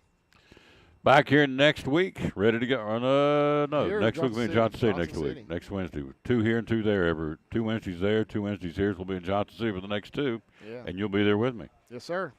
Thank you, sir. You hungry? Yes, sir, I am. All right. Quick break. We'll be right back. We'll shift gears and go from baseball to NASCAR and to sports in general. Jeff Birchfield, sports writer, Johnson City Press, Kingsport Times News next. Here on the Tom Taylor Sports Show, live at not Buc-ee's, live at Chick-fil-A in Elizabeth. This is Pastor Fallow, Pleasant Beach Baptist Church in Elizabethton, and we'd love to have you come be with us. You and your family be with us on Sunday. I'm standing here in the lobby at our visitors table, our welcome table, and there's packets made up with tells you a little more about the church and get acquainted card, and then also a mug and some things in there for you to take with you to remind you to pray for us. And we've got a place for you and your family. We want you to come. Our goal is for you to know the Lord Jesus Christ as your Savior. But beyond that, to find your purpose and contentment in life of knowing Him, walking with Him, and serving Him each day. And so we want you and your family to come be with us Sunday morning, Sunday night, or Wednesday night. We're looking forward to seeing you soon. You can find a little more information about us online at pleasantbeachbaptist.com. Talking with Dr. Aaron Kaiser from Physical Therapy Services. Tell us what you're all about. Well, we're physical therapy, and so what we do is we put people through rehab, whether it's surgical or non-surgical, and try to get them back as functionally possible as fast as we can so that they're functional. Yep. Things you guys do, things that you offer, the ways you take care of people. Okay, so we have a bunch of equipment that we get to use on people all the time. So we have an Alter G, which is an anti-gravity treadmill. We have a Biodex. We have new steps. We do a lot of manual. We do modalities. We really do it all. We treat knee replacements, shoulder replacements, rotator cuff. We do vertigo. We do carpal tunnel. We do neuropathy. We do it all. Do it all, Yeah. and do it well. Thank you. 2 locations? Yes, 2 locations. One is 1975 West Elk Avenue. That is our main orthopedic clinic. That's where we do the athletes and the adults and that kind of thing. And then we have a pediatric clinic. It's in medical care, 1500 West Elk Avenue, and that's where we have PT and OT for kids. They have a lot to offer, folks, so the best way to do is find out through social media what they do offer and how do we find you. So we have Facebooks they're separate from both of them, the ortho clinic and the pediatric clinic. And then, of course, you can always just call us or grab me on a sideline. You'll probably find me there most of the time. There you go. Dr. Aaron Kaiser, one of our great sponsors of the Tom Taylor Sports Show and Cyclone Sports at Physical Therapy Services. Thank you.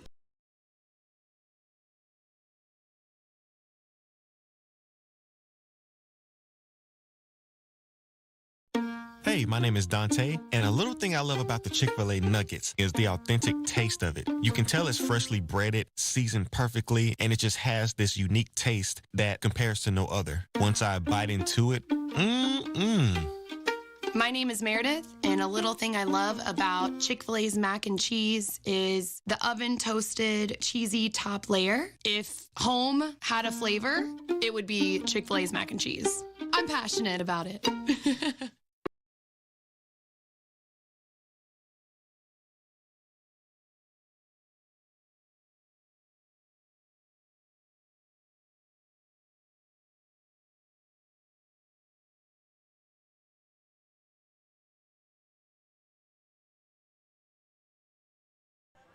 And back to the Tom Taylor Sports Show. Look who stopped by, our final guest, our buddy Jeff Birchfield from the Johnson City Press Kingsport Times News. Okay, I'll go ahead and ask you the same thing. You been to Buc-ee's? I have been to Buc-ee's. I went when I was down in Daytona recently. All right, and what did you think? I mean, it's big convenience store, Walmart, and got the restaurant in. I can see why people were impressed by it, but you know, to me, Walmart has a lot of the same cool stuff in it. Yeah. Dollar General. Yeah. So, anyway, we stopped at Buc-ee's. We'll stop at Buc-ee's, going back tomorrow. All right, NASCAR, here we go. Let's first, before we get into the Chase Elliott, because you and I are going to differ, I think, on that. But let's go back to the race at the Pennzoil 400 in Las Vegas. William Byron wins it. Kind of recap for us. How'd it go? Well, William Byron led most of the race. Looked like he was on his way to maybe winning, and then late Kyle Larson was in position, and then they had a late caution, just really changed everything. Martin Truex stayed on the track, decided not to take tires. Kyle Larson's team beat Chase Elliott's team out of the pits. So then you had William Byron able to, go on and win the race there. And then some of the other guys like Bubba Wallace, Christopher Bell, they really come up through the field on that final restart, just the way things got stacked up. For some of the other guys like Denny Hamlin, Ross Chastain, who had ran well all day, ended up fading back a little bit because they got caught, in the wrong line. So your top 10 from the Pennzoil 400, William Byron, Kyle Larson, teammates, Alex Bowman, teammate, 1, 2, 3, Rick Hendrick. Then comes Bubba Wallace, Christopher Bell, Austin Cindric, Martin Truex Jr., Justin Haley, Kevin Harvick, and Daniel Suarez. Nice run for Justin Haley. Yeah, great run for that college racing team. Justin, he's had some good runs over the years. Won a race-shortened race at Daytona a couple years ago. But, yeah, that was a great run for that 31 team. Rock bottom dead last, Joey Logano. Did not have a good day. What is a one-lap DVP? What's that mean? I know usually it'll have DNF, like did not finish, so I don't know why that's got the DVP there. But I didn't know either. But Joey, he actually, had the pole for the race, had the fastest car and all. So I don't know, exactly, what happened. They were having, some problems. He got into the wall and all that, and just had that bad crash where he comes through the infield and actually bounces up in the air, and then pretty hard-looking crash, really. 13 lead change among 8 drivers on Sunday. Logano led the first laps 1 through 9, and that was it for him. And, of course, the one leading the last lap wins it, William Byron. So it's you look at the points heading off now to Phoenix this weekend.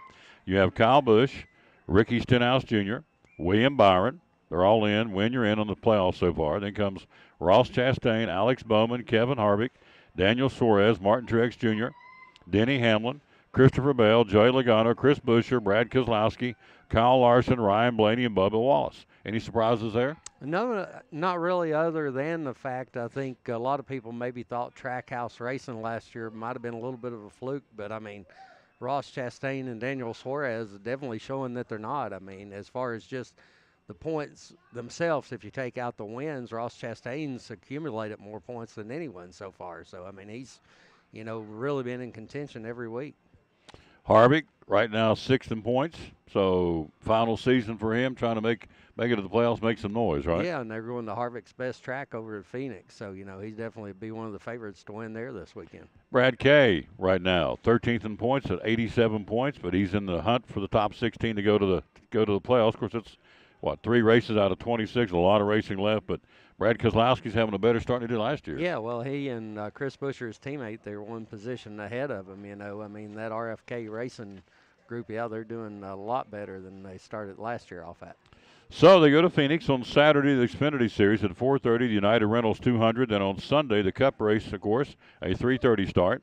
United Rentals Work United 500 going to Phoenix. So who do you like in those races? Who do you like in the Xfinity Series? I tell you, in the Xfinity Series, Austin Hill's just off to a tremendous start. It's been a good year so far. Richard Childress racing in both the Xfinity and Cup, but he won at Daytona and then a very impressive win there at Las Vegas last Saturday. So the Cup boys, again, going to Phoenix. Harvick's the favorite, you would think, based on his past? I would think Denny Hamlin runs well there. Of course, Joey Logano dominated the last time they were there, but a little thing was different from when Joey won last time, is he had already qualified for that championship race, and so they had a couple extra weeks to prepare, compared to all the other drivers there, that were trying to race for a championship. But I expect them to be tough. I expect William Byron to be tough again this week. He really seems to do well on some of those style tracks. Tell us about the track at Phoenix. What's it like? Track at Phoenix is unique. It's a 1 mile track, but it's shaped a little differently. It's sort of like a D shape, but it's a flat track, so it's a lot of good racing there, normally produces, and they can go pretty wide like a lot of places on the track. So a lot of passing, a lot of great passing zones there. Good track for the fans to watch. Yeah, it's one of the best tracks, and I mean it's proven to be a great venue, for the championship race. We're here live again at Chick-fil-A in Elizabeth, and no show tomorrow, and no show on Friday. Back here on Monday, right back here as a matter of fact. So tomorrow we'll be traveling down to the state tournament at Murfreesboro to get ready for tomorrow night 6:30 airtime, Tri-Cities time. Tri-Cities time again at 6:30. The Lady Cyclones in Jackson Southside in the semifinals of the state girls basketball tournament, which is very exciting to say that. Good luck to Hampton taking on Pickett County a little bit later on this afternoon, the opening round of the single A girls tournament. Hello, Lucy Fortner. Is the Hampton girls game being televised? I have no clue. I guess on NFHS. Yeah, you probably could get it on it. So. Hal Wood says DVP is NASCAR's damaged vehicle policy. Oh, okay. I had no clue. I learned that myself. There you go. Thank you, Hal Woods. Number one, for watching the show, and number two, for letting us know about that DVP. All right. So what he's talking on that is they only have, a certain amount of time where they can repair the cars before they can get them on the track. But I've always seen it listed before just as DNF did not finish. So he led the first 9 laps. Logano had that crash and just couldn't get back on the track. Yeah. Damaged vehicle policy. There you go. We're live at Chick-fil-A here in Elizabeth, and again, we are talking to our buddy Jeff Birchfield, Johnson City Press, Kingsport Times new sports writer. So Chase Elliott gets hurt snowboarding. Now he's out. They kind of hauled around. Now they've come out and said he's out 6 weeks. Yeah. So they're asking for a waiver from NASCAR. Explain what that's all about. Well, this happened in 2015 with Kyle Busch. He got hurt in an Xfinity race at Daytona. He's out like 11 weeks, and NASCAR granted him a waiver where he still could, if he won a race and, finished high enough in the points where he could still qualify, for the playoffs and stuff. So Kyle Busch was able to, win the race and made his way into the NASCAR playoffs. Actually ended up winning his first series championship that year. You and I guess, have a little difference of opinion because you saying where Chase got hurt on a snowboard, different. But then, you could make the argument, well, yeah, but Kyle is racing in a series that's not directly related, to his Cup Series deal. He's like in the NASCAR Xfinity Series. Agreed. I mean, I see your point. My point is Busch was on the track doing NASCAR. Chase Elliott's snowboarding, which is away from the sport. And, he's being a human, being a guy. And, I understand these guys, the demand on their time is unbelievable. So he wanted to get away and do a little snowboarding. And he had an accident, broke his, his tibia? Is that right? Yeah. So he's out 6 weeks. So now he can't race. So Busch got hurt while he was racing on the NASCAR series on Xfinity. This guy gets hurt, be like me out here, run over my foot as running a lawnmower. Do I get a waiver? I don't know. So I would say no because he got hurt in a non-NASCAR event or activity. I guess it'd be probably activity, a non-NASCAR activity, a.k.a. snowboarding. Different than wrecking in a car in a truck series or, Now, if he gets hurt on a dirt track in, I don't know, pick some place. Volunteer Speedway. Yeah. Volunteer Speedway. Comes down to races and, wrecks and breaks his leg. I don't know if you let him do it then either. But snowboarding, for me, says I would say no. You're not going to get a waiver. You'll be back in 6 weeks, and so that'll be 26 races. He'll miss 6 more weeks, so he's going to miss about a third of the season, right? Yeah, he's going to miss Bristol's one of those races. They've already announced that Jordan Taylor, who's a great road racer, is going to fill in for him Circuit of the Americas, and then you're going to have Josh Berry on the oval tracks. One question I have is maybe the dirt track. Josh Berry really doesn't have the dirt track experience. I'm thinking maybe they reach out to Jimmy Johnson to do that. Even though Jimmy don't have a ton of dirt track experience, I think he's got enough where he'd be a little bit, competitive there. And then and I think they could probably work that out with, Legacy Motor Company being another Chevrolet team. But you bring up a good point when you talk back about that. Well, say Kyle Larson, who is racing at Bulls Gap here, in a few weeks, say he gets hurt at Bulls Gap in a dirt late model car, or William Byron's been racing a lot of asphalt late model cars. If they get hurt, in a non-NASCAR event, I mean, you were saying Kyle Busch, where he did get hurt in an Xfinity race, since those are still racing events, but they're non-NASCAR. Should those guys get a waiver? No, I don't think so. So that's just me. I'm writing checks. I have sat down with Jeff Birchfield and said, okay, you're going to run for Tom Taylor Sports, and we were going to run the races full circuit. I went out and secured sponsorship to make sure you've got sponsors to help me pay him and pay everybody else in the crew. So I went out and got sponsorship, and so you're signed on to race for me. Okay. Now you're out here on a Saturday night with an off week racing for, some meaningless trophy at some meaningless little dirt track. It's not meaningless to them, but I'm paying you to run the NASCAR Cup circuit to win championships for me. So if you're out here when the Hoochie Coo 200 or whatever you want to call it, at whatever track, I'm not even Bulls Gap, pick a track in, where did I used to go to that one, the dirt track in West Virginia? Was it Pennsboro? Wasn't Fairplain? Fairplain's right near Ripley. I don't know. Anyways, dirt track near Ripley. And so you're up there racing in the Hoochie Coo 200, and you crash, and you're out 6 weeks, and I'm paying you so you can't go, and I got to go get Jordan Taylor and Josh Berry, guys that are not even close to the talent level you are, to get somebody in that car to take our chances till you get back. I got a problem with that. I'm writing you checks to represent me, and, I just don't think you should. I don't think NASCAR should say okay, because what's next? You slip and fall in the shower, and you roll your ankle and you can't race. I'm just all hypothetical, and it's like, what's a non-NASCAR event? He didn't mean to, but I mean, where do you draw the line? I guess is my point. And I think a snowboarding accident is not NASCAR related, and he shouldn't. He shouldn't get a waiver, and you're not different on that. And even though you have the issue where NASCAR, you may have like an issue like Ross Chastain, say he would get hurt in an Xfinity event. He's not driving for Trackhouse in that Xfinity event. But like you said, this decision you're talking about is coming more from NASCAR. So I see your, point on that. But, here's another thing that really I didn't mention in the article, but with Chase Elliott, Jordan Taylor's really a good road racer. I mean, there's a possibility he goes out and wins that race at Circuit of Americas. He may be the best road racer in America right now. But the thing is, beyond that is, entertaining the fans, doing the hospitality, those people that buy their tickets to the race, say, or maybe like the Napa Hospitality, they're there. They want to meet Chase Elliott. Yeah. They don't want to meet somebody else. Yeah, that's what I'm saying. So you come to Bristol, you know how those personal appearances, how big those are there. You get to go into their respective suite and get a meet and greet with these drivers.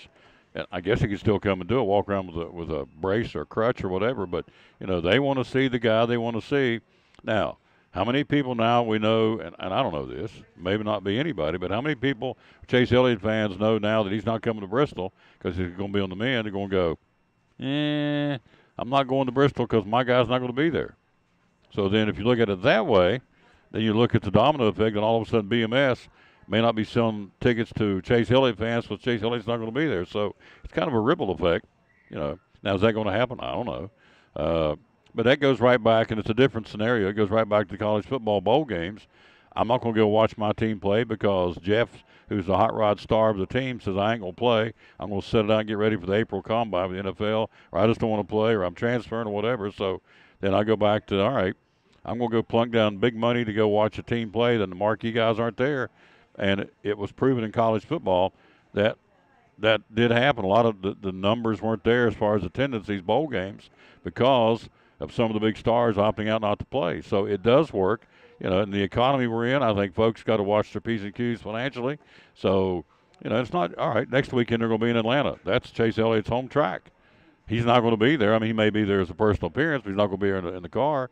So how many folks in and around Hampton, Georgia are going to say, nah, I'm not going to go watch him this time around because my guy's not there. Yeah, and Chase won at Atlanta last year as well, I mean, so that's, I'm sure the track's promoted him a lot, hey, our, hometown guy, even Dawsonville's a little ways from Atlanta, but, I'm saying home track guy, here, Chase Elliott, so, I mean, yeah, they're missing out, I'm sure, on a lot of that. But then I'll go come back and argue my own point. Then I go, okay, these guys, what is it, for the 26, 28 weeks out of the racing season, just live in a bubble. They don't go outside, don't do anything, and for fear of getting hurt. So he went to snowboarding. I mean, it's a 50-50 shot. You can get hurt snowboarding, or say you're in the backyard playing pickup basketball and, on an off day and pull your Achilles tendon, you're out. I mean, there's all kinds of things that happen. So Rick Hendricks said, they got to be men away from the track. They get some downtime and do some stuff personally they like to do, which I get. But then he got hurt snowboarding, and so now, Rick's going to see the difference. and all the Chase Elliott fans will see the difference. So, and I get that point too. They got to be able to go out and do stuff. I mean, they can't just be NASCAR robots all year long. But so it's an interesting. I think it's. So who's right and who's wrong? I don't know. Yeah, I mean, I don't know if there is a 100% right and wrong answer because you think about it, and I think the fans when they put that scenario in their own shoes, say you go out here and do something where you get hurt your voice or you can't do your show, you're not going to get paid for that, So I mean, I understand that end of it as well. That's exactly how this works. If I don't do the show, I don't get paid. So I got to go. That's how it's set up. So. But Chase, I guess, has a guarantee he's going to get a paycheck regardless, right? Yeah, and I think, those guys do have, from what I understand, some insurance, like if they're off, so many races and all that. So, they are going to get paid, right? He's not going to be like, he's no racing, no money. He still gets paid, yeah, right? I think he still gets paid. I don't know how they do their contracts in NASCAR, but I would assume they sign at the front end of the season, so they're guaranteed money on a paycheck every 2 weeks or once a month, whatever, like the rest of us do. So anyway, Chase Elliott's out. Jordan Taylor's in. He's got to be a good driver. He's got a great last name. There you go. Wouldn't let that go by. Yeah. And Josh Berry. So they'll use Taylor in road races and Berry for, because they got a road race coming up in a couple of weeks down in Texas, right? Austin, Texas. Yeah. And then like Josh Berry, the only problem Josh Berry's really a good driver. Will like burn it up in late models and then really been doing well for JR Motorsports in the Xfinity Series. The problem is, though, he has no experience in that next-gen car. That was his first race in the next-gen car, on Sunday. So, he obviously wasn't up to speed like Chase Elliott would have probably been. Like you said, you had the Hendrick 1, 2, 3, and I think Josh ended up finishing 29th in that race. So they'll trudge on without Chase Elliott. So the question is, when will NASCAR rule? Do you know? I would say they would probably rule here in this week, following week or so. Yeah. So anyway, the question is, can Chase Elliott come back and still qualify? Because he's not in yet, he didn't win any races. So can he still qualify on points or a win on down the road in the season to get into the NASCAR playoffs? Kurt Busch had the same thing, right? Did they kind of questioned him with that concussion? Yeah, because he missed some races. Yeah, and then Tony Stewart, I pointed out in the article. Tony got hurt a couple times. He had the incident at the beginning of the 2016 season where he got hurt in the dune buggy accident, where he and Rusty Wallace and Don the Snake Prudhomme and Jeff Gordon, all those guys were out riding dune buggies in Southern California. He comes over a hill and has a big drop, and the dune buggy, flips over and stuff. So now, I don't think I'd ever see Tony Stewart up on top of a roof or any of these drivers, raking, getting the leaves out of the gutter. I mean, they pay the money they make. They pay people to do this stuff. But if they do something like that and get hurt on a non-racing situation, I used a while ago, you run over your foot with a lawnmower, whatever it is, something crazy, slip and fall out of the shower. My point to this is, at some point, NASCAR's going to draw a line and say, okay, because if not, it's the wild, wild west. Just go out and do whatever you want to do. And yeah, come on back in. We'll let you qualify for the playoffs. I mean, they got to draw the line, don't they? Yeah, I guess at some point they do. But the thing is, before they had the playoffs, ironically, Bill Elliott had a fall one time at his house and messed up his leg and ended up missing the Bristol race and the Southern 500 back in 2000. There you go. What are you working on locally right now? Working on MMA previews coming up. We're doing some special features for all of our high school basketball teams that qualified for the state tournament. So I've got one about Unicoi County. Going to meet Jordan Simmons on a little later and a couple of players. And then also doing one with Volunteer, tomorrow. And then so those are for the Sunday papers. Unicoi County, Volunteer, Dobbins Bennett, University High, and Hampton. All 5 boys teams are going to the big dance next week in Murfreesboro to Murphy Center. We'll go back down tomorrow night, 6:30 airtime, 7 o'clock tip-off time, Tri-Cities time. The Lady Cyclones in Jackson Southside. Doug was here a few minutes ago. Doug said it will be with the state championship. Jackson Southside and at 32-0. Elizabethton at 30-4, winning 20 straight. Winner of that one, he feels like going to win the state championship. I hope it's Elizabethton. I would tend to agree with him on that. I think those are probably the 2 best teams, left. I mean, you never know. Team gets hot sometimes in the tournament, but you would definitely think that'd be the 2 best teams still out there. South Gibson and Livingston Academy are the other two, but the one we're concerned about right here on these airwaves, of course, and we'll go on there tomorrow. Again, we had went back again. You all don't care, but for me to sit there in Murfreesboro and have a tablet like it is now popping up and saying 15 different states worth of people watching the broadcast, it's pretty cool. And so we'll do it tomorrow night, 6:30 airtime, 7 o'clock tip-off, Tri-Cities time, the Cyclones and Jackson Southside. And since we're speaking of Elizabeth, we should mention the NCAA tournament. Congratulations, Michael Morrell, Morrell. yeah. You know, leading UNC Asheville there to the Big South Conference Championship and them into the NCAAs. Michael Morrell will get himself a look at a bigger school. UNC Asheville's okay, but I think for what he has accomplished and what little time he's been there, I'm going to say, you know, the coaching carousel, I'm going to guess he's going to get a look at a bigger job. I would think so. You know, maybe if not this year, maybe by next year anyway. I mean, he's proven himself to be a very good coach. Mm-hmm. He has. Michael Morrell. In fact, we've had him on the show. Stephen Harden's doing good, too, at Lee's McRae. Yeah. And then you've also got Dustin Kearns up there at Appalachian App State. State. They didn't have quite as good a year this year up there, but, you know, he's done a good job over the years up at App State. Played at Dobbins Minute. Dustin Kearns, the Appalachian State men's coach. So, are you hungry, sir? Yes, sir. Ready for some Chick-fil-A. Going for Chick-fil-A. I will see you next week. I don't know where I'm going to be yet. More than likely, maybe next Wednesday at the Chick-fil-A in Johnson City, but I'll be in touch. So, thank you, sir, as always. We'll take a break. We'll come right back. Got a little bit more sports to run through before we get out of here. And, again, get you ready for tomorrow. Again, no show tomorrow. We'll be traveling and get ready for the basketball game tomorrow night. But first, this from Cannon Furniture on the Tom Taylor Sports Show. We is live. We is here at Chick-fil-A in Elizabeth. The best furniture event in Cannon's history is going on now. We have made special deals with factories and received a ton of inventory at great prices, and now we're passing them on to you.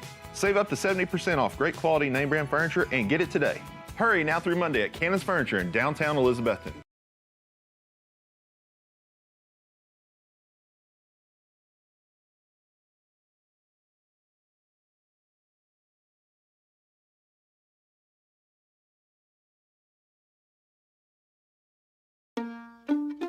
So I stopped in at Chick-fil-A for lunch and saw Officer Wilson come in. I decided to place a dine-in mobile order and have a cookie delivered to him just to show appreciation for his service for our community. A few minutes later, I noticed that Officer Wilson had gotten up and left, and I knew he hadn't gotten his cookie yet. I'm headed to my car. I turn around and I see Allie, and she's running after me. Mr. Police Officer, Mr. Police Officer. Usually when someone yells officer, officer, they want to ask me about a ticket they got. I absolutely wanted the cookie. This cookie is delicious.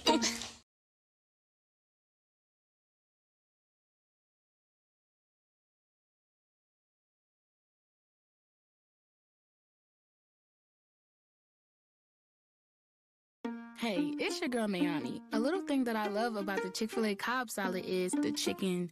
Literally, the nuggets, they smack. When you put those nuggets in the salad, it just brings the salad to life. I'll give it a 10 out of 10. Hi, I'm Jasmine. And a little thing I love about the Chick-fil-A market salad is that the chicken is super juicy and the apples can be a little tangy, also a little sweet as well. So there's just a ton of different flavors. It's just so good. And back on the Tom Taylor Sports Show. Thanks for being with us. We are live here at Chick-fil-A for a few more minutes. Let's see about this right here. That's not going to do anything for me on that. So, how about this right here? There's a little bit more. How about that? I just need a little bit more so I can hear myself. All right, let's take a look at the boys basketball. First off, the girls playing today, the Hampton Lady Bulldogs. And they are playing... let's see. Hampton will be playing 2:15. Now, is this our time, or are they going to go Central Standard Time? Okay, nope. All times are Eastern, so it's 2:15 our time. So good luck to the Lady Bulldogs. They're 30-2. Pickett County at 22-9. North Green will play at 4:30 this afternoon. The Lady Huskies are 20-17. They'll take on Van Buren County, who is 23-9. And that's what's going on again for the girls' state basketball tournament coming up again today. That's coming from Murfreesboro, the Murphy Center. We were yesterday. We'll be there tomorrow night. All right. The brackets have been set for the boys' tournament next week. Next Wednesday a week, Dobbins Mid at 23-10 will play Memphis East at 12:30. That's in 4A.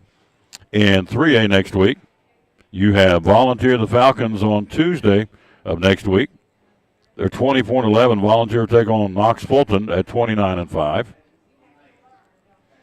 Unicoi County will play at 3:45 next Tuesday afternoon. The Blue Devils of Jordan Simmons will have them on the show on Monday. They will take on Haywood. Unicoi County at 28-8. Then in single A, the Hampton Bulldogs will take on Humboldt at 3:45 next Wednesday.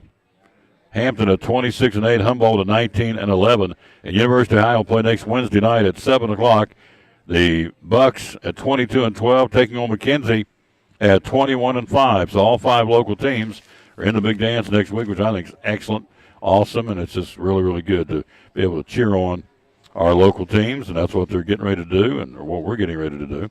And so that'll be coming up again next week. We'll talk more about that again coming up again on Monday. Now, the other side of the 3A state tournament, Livingston Academy at 28-7 will take on South Gibson at 27-9 at 4:30 tomorrow afternoon. So by the time we hit the airwaves, we'll know who's going to be the other team playing for the state championship at noon on Saturday. So that's coming up again tomorrow afternoon. South Gibson and Livingston Academy on the other side of the semifinal bracket of the girls' state tournament.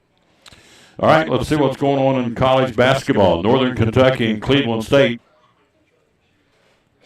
split the regular season series. Each team came down to the wires. They played for the Horizon League tournament title last night.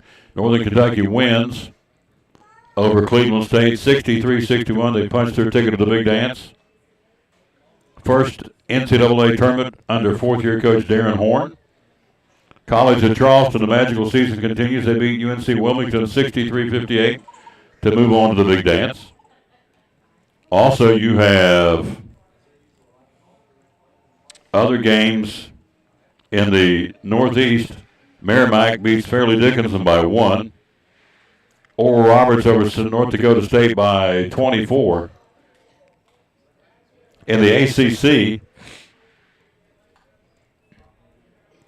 Gonzaga wins the WCC tournament by defeating the number 1 seed St. Mary's by 26, 77-51. In the Summit, let's see what we got here. Did they come out and tell us Oral Roberts wins it? I think they did. And, yep, they did. Oral Roberts wins beating North Dakota State 92-58. In the ACC last night, Georgia Tech beat Florida State by 1. Boston College blew out Louisville 80-62.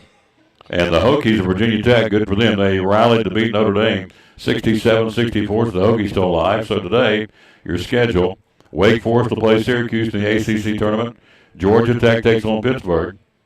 The Tar Heels of North Carolina taking on Boston College, and Virginia Tech lives for another day. The Hokies will take on North Carolina State in college basketball. So we'll get you up to date come Monday, our next show. We'll have everything in place. I would think the seeding will be set for March Madness. All right, pro football, Baltimore Ravens placing the non-exclusive tag on Lamar Jackson. This guy must be a piece of work. He continues to hold out. He's representing himself, does not have an agent, unable to reach a long-term deal for 2 years. He's been eligible for a contract extension for over 2 years ago. He wants a fully guaranteed deal like the one given to Deshaun Watson, the Cleveland Browns. The non-exclusive tag means Lamar Jackson can now engage in contract talks with other teams, which he probably will since he represents himself. If he signs an offer sheet with another team, Baltimore has the right to match the offer to keep him or take 2 first-round draft picks as compensation. The non-exclusive tag will pay Lamar Jackson $32 million this season. Less expensive than the exclusive franchise tag. That would be $45 million. So Ravens are saving $13 million by placing him on the non-exclusive franchise tag. So there you go. Elsewhere, Daniel Jones, quarterback for the New York Giants, 4-year, $160 million deal right before the deadline yesterday. Jones will get $35 million in incentives. There you go. Daniel Jones, the quarterback for the Giants, will get $82 million fully guaranteed. Covers the first 2 years of the deal. New York placing the franchise on Saquon Barkley, giving the running back a guaranteed $10 million next season. They have until July 17th to work out a long-term deal with Barkley as a result. So there you go. There's some pro football news. Derek Carr signs with the Saints. Aaron Rodgers meeting with the Jets out in California, so he may become a New York Jet. I think the Raiders are after him, but I don't know where they are where they are to talk to Aaron Rodgers, who came out of that darkness there for 2 or 3 days. They aren't going to play football. So he's talking to the Jets. In fact, talk to them today. See what they're going to do as far as see if they can get him to wear the green and white of New York. And the Raiders, I'm thinking, are very much in to try and get him to sign for the silver and black, so they have no quarterback now. So we'll see how that goes. All right? And right, anything else I'm leaving off here we want to squeeze in before we get out of here? Let's see.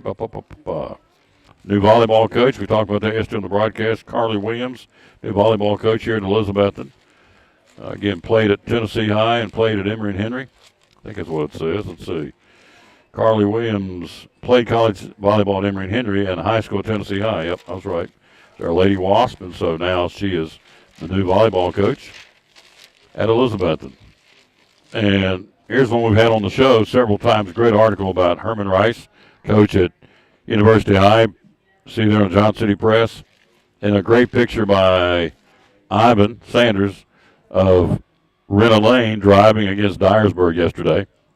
So great article there from our buddy Ivan Sanders. All right, that's going to do it. We're out of time. We sincerely thank you for yours. Big thanks to Dr. John Minton stopping by this morning, also from the principal of Elizabeth, and also my color commentator here on the broadcast tomorrow night at 6:30. Also, thank you to Greg Salyer, Major League Baseball Update, and also to Jeff Birchfield, sports writer, Johnson City Press, Kingsport Times News. So thanks to all four of those gentlemen. We're out of time. We sincerely thank you for yours. We're going to rejoin you again tomorrow traveling. Friday, probably not. I don't know that for sure, but more than likely back here on Monday, start a new week, and bring you show number 18. Let's see. I didn't type in the right one today. I did not. So it should say 1812. In fact, I'll do it right now. So, because I want it to be right before I go off the air. And then we'll give you the verse today, and then we're going to. So, boom. There it is. March 12th, March 8th, show number 1812. All right, verse today to wrap it up here. Been an interesting day. Thanks to the guests stopping by. And it goes like this. Psalms 119, 114. You are my refuge and my shield. I put my hope in your word. That's the verse today here on the Tom Taylor Sports Show. Out of time, we sincerely thank you for yours. Back at it again tomorrow night, 6:30 airtime from Murfreesboro. 6:30 Tri-Cities time. Tip off at 7 o'clock tomorrow night. The Cyclones and Jackson Southside in the semifinals of the girls 3A state basketball tournament. Elizabethton 30-4, winners of 20 straight. And Jackson Southside undefeated at 32-0. 62 wins on that floor tomorrow night. It's going to be an electric atmosphere. And Dr. John Minton and yours truly going to bring it to you from Murfreesboro at the Murphy Center on the campus of Middle Tennessee State tomorrow night. See you then. Thanks for watching the show. And as always, reminding you, as we always do, bloom where you planted. And win or lose, be a good sport. Thanks for watching show number 18.